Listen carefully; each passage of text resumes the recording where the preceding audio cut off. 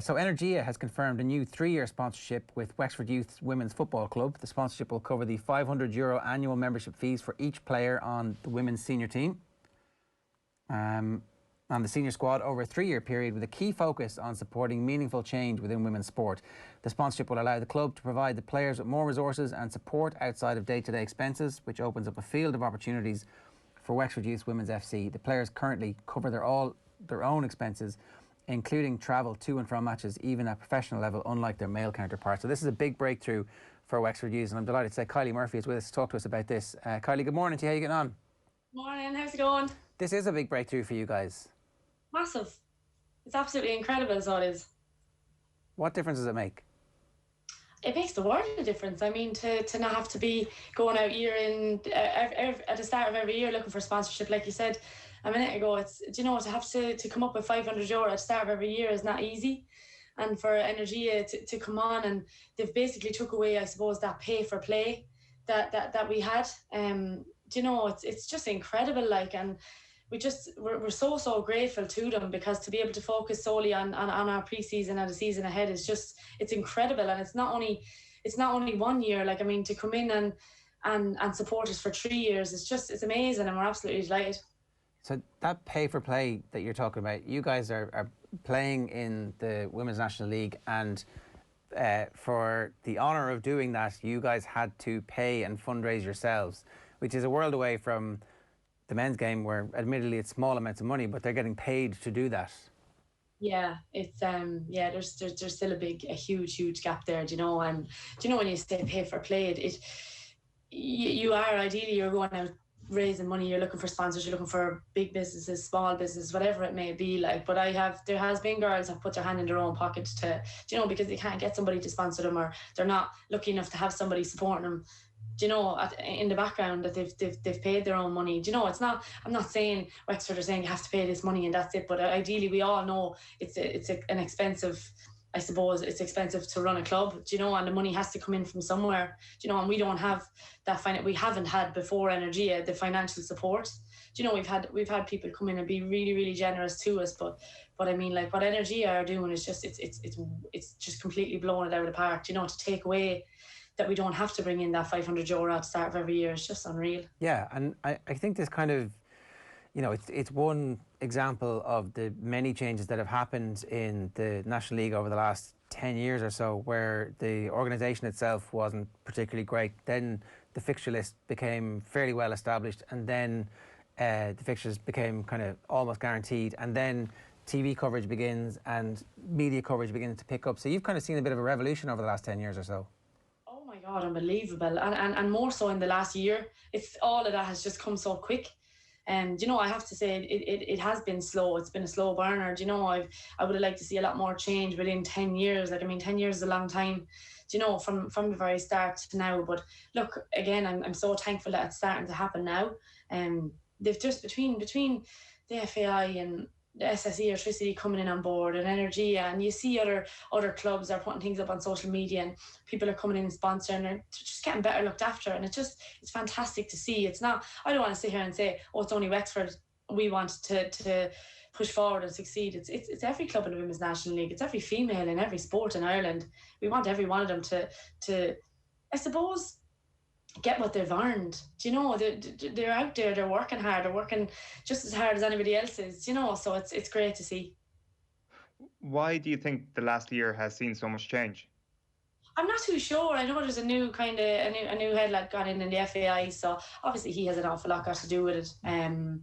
I presume so. And then obviously the SSE Electricity coming in for a 2-year deal is amazing as well. To run probably alongside the men's league, but even doing is it Watch League of Ireland? I think they're letting all of our games be streamed all this year for free. Like, that's amazing. To say that maybe younger boys and girls can just click on and have a look at our games.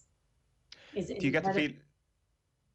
Yeah, like, do you get the feeling then that there's been like a bit of an attitude shift over the last 12 months, where the league has been seen as more of a product that is very valuable to the umbrella of the FAI?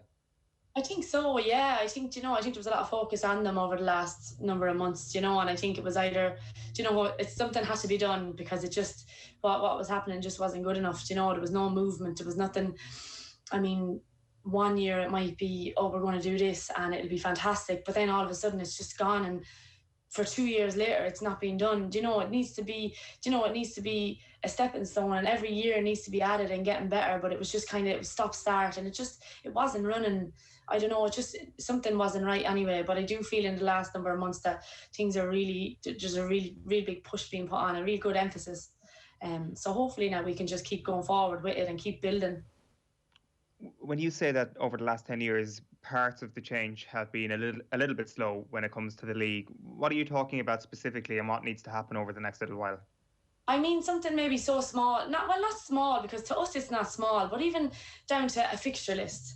Do you know, not being done properly. Our fixtures not coming out on time, then fixtures changing, and obviously, you know, like the weather, obviously we can't do anything about. We might have games that get cancelled, and then all of a sudden it's weeks before we know when that game is being rescheduled, and then it could be scheduled a week before they want us to play. I mean, like every player that's playing, you know, I suppose in terms you're a professional athlete, but you're not. Do you know what I mean? Everybody's lives behind it, and do you know, it's just something of a fixture list just to be done out and done right. It's just, it feels good, and it feels, do you know, it's just a step forward. Sort of the fixtures list this year, for example, is better than it would have been over the last couple of seasons, or at least it's more set. Yeah, it came out early, and there was an announcement when it was coming out, and it came out on that date. Do you know, it probably sounds like it's something really small, but it's absolutely not. Do you know, it's massive to us. So even to see that structure, do you know, it's structure in the league, and we know this is going to happen, and we know going forward this is what has to be done.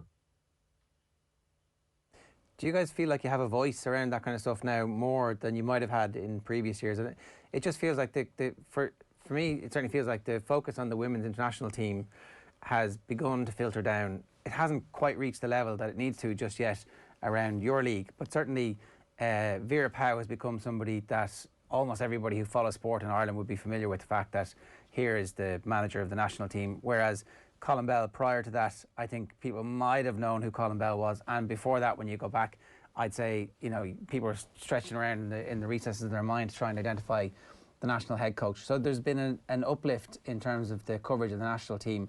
Are you beginning to feel like there is some voice at least for the league, or do we still have a good bit to go in your minds? A little bit of both. I think that what the girls done a couple of years ago is amazing, and Vera being in, I think, definitely is making good strides. But again, I do still think that we've a good bit to go. But I mean, like, you know, it's starting to happen. So I don't want to sit here and complain too much, you know, because it is starting to move. And these things can't probably be done overnight. There's a lot of stuff goes on behind the scenes. Me personally, and the girls with Wexford, we've a really good committee there, and anything that we need to talk about or we need to voice, like, they're there to listen, and, you know, they're fighting for us on that end, you know. And I would like to think that every other committee and club is fighting for their players and what they think maybe should be done going forward, you know. But yeah, I do think we're starting to get some bit of movement anyway, you know. So hopefully it's filtering down what the international team done a couple of years ago and what they're doing now. You know, you can see them, the media for them, everything is starting to be highlighted an awful lot more. So fingers crossed it keeps moving. Ella Malloy plays with you guys, is that right? She does, yeah. Yeah, obviously she made her international debut, I think, against Germany last December. Only 16, so you're starting to see that talent level bubble up where any player around the country can think, well, I actually can play for the national team here if I put my head down and I work on my skills. Yeah, absolutely. I mean, that opportunity is there for any young girl coming up. I mean, Ellen's a special talent, and I'm sure there's so many special kids all over Ireland, you know, and it's great, you know. Again, like, I go back to this streaming that's going to be done now all year for our games. Like, there's young kids that can go on and just watch the women's games, you know.